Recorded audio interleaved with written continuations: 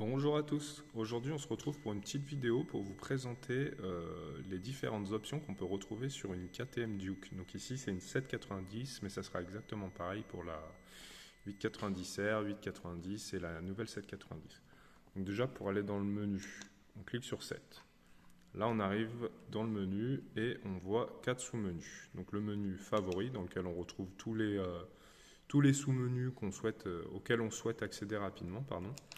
Ensuite, dans Voyage et données, c'est ici qu'on va pouvoir régler le menu favori du dessus. Donc on va dans Voyage et données, hop, on descend et là il y a Options. Dans Options, on va retrouver Réglage de favoris tout en bas. Et en fait, c'est là qu'on peut mettre ce qu'on souhaite par rapport au réglage du menu favori. Voilà. Donc on revient à Voyage et données. Quand on rentre dedans, il y a Voyage 1, Voyage 2 qui sont en fait juste comment ça s'appelle, des petits menus pour suivre en fait un trip. Voilà, c'est trip 1, trip 2. Qui permettent de suivre le nombre de kilomètres qu'on va pouvoir faire, qu'on va faire avec la moto lorsqu'on a réinitialisé ce menu. Donc hop, voilà. Pour le réinitialiser, il suffit simplement de maintenir le bouton 7 enfoncé. Et vous allez voir, ça va se remettre à 0. Voilà. Hop. Dans Info générale, on retrouve le nombre de kilomètres et la date, ça on s'en fout, et surtout la puissance de la batterie. Ça c'est assez important parce que sur ces motos-là, d'origine, les batteries ont tendance à être un peu faiblardes au bout d'un moment. Après, bon, je vous laisse voir. Donc, dans Options, on retrouve les unités, donc kilomètres, l'unité de température, etc., la langue, etc., etc. Dans Service, c'est ce qui permet de réinitialiser ou non la prochaine révision. Voilà, le nombre de kilomètres ou la date, parce que ça dépend comment vous faites. Si vous ne faites pas assez de kilomètres, ça sera sur tous les ans. Bon, désolé, c'est pas très clair, mais voilà, c'est soit le nombre de kilomètres, soit dans le temps. Et ça se paramètre ici, ça se réinitialise ici.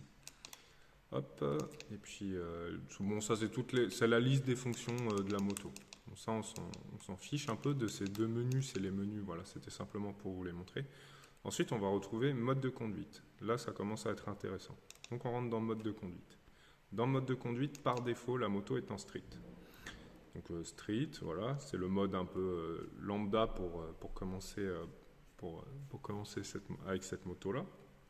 On va dire ça comme ça, je suis désolé, c'est pas forcément bien dessiné. On va retrouver le mode rain pour les jours de pluie.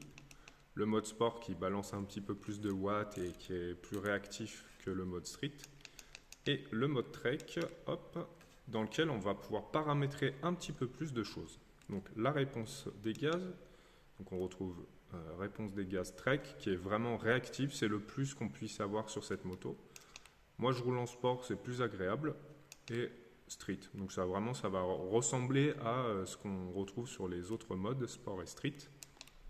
Mais par contre, on va pouvoir désactiver l'anti-wheeling et désactiver ou activer le launch control, le contrôle de démarrage. Voilà. Pour sortir et garder et rester en mode trek, il ne faut pas faire quitter le trek, sinon on va se retrouver en mode street parce qu'en fait on quitte le mode trek, c'est très con. Donc on rentre dans trek et en fait il faut simplement cliquez sur retour. Et là, vous allez voir que c'est enregistré en mode trek.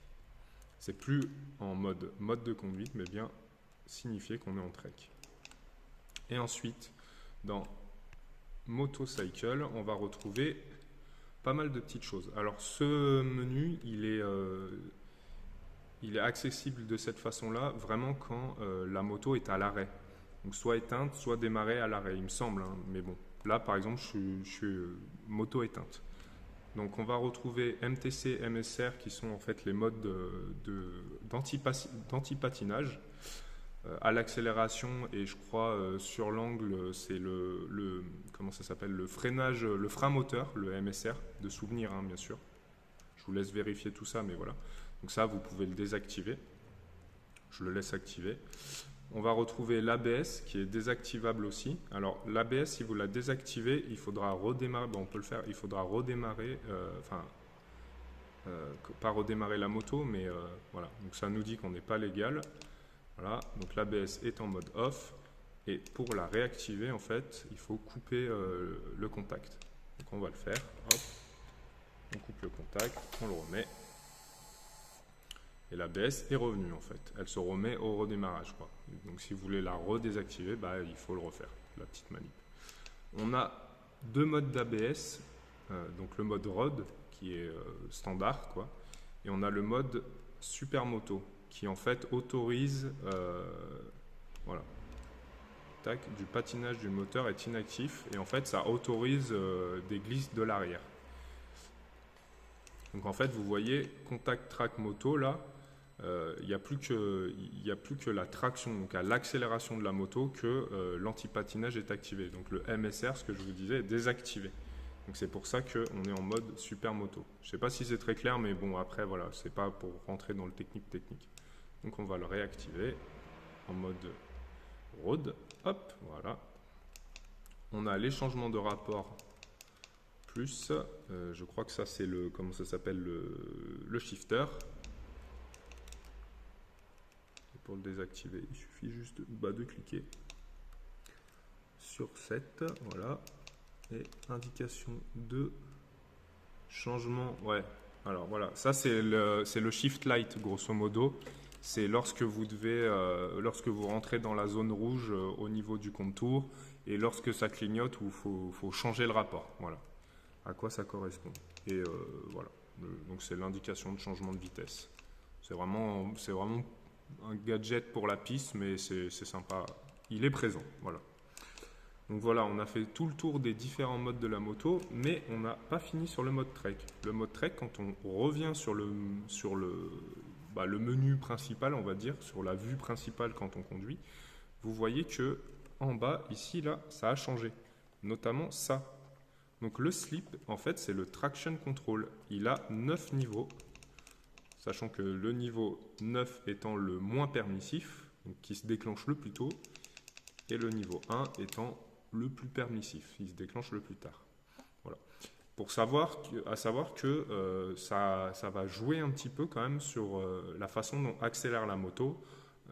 Par exemple, pour partir en wheeling, c'est beaucoup plus simple en 2, 1, 3 qu'en 9. Voilà. C'est juste pour expliquer. La moto, faites des essais, la moto réagit un peu différemment. On sent un petit peu qu'elle donne un peu plus de jus quand on est sur des slips un peu plus bas. Donc voilà un petit peu pour le tour des différentes options qu'on peut retrouver donc, sur les Duke. J'espère que ça vous aura appris des choses et n'hésitez pas à commenter si vous avez des questions, j'essaierai d'y répondre au mieux que je peux.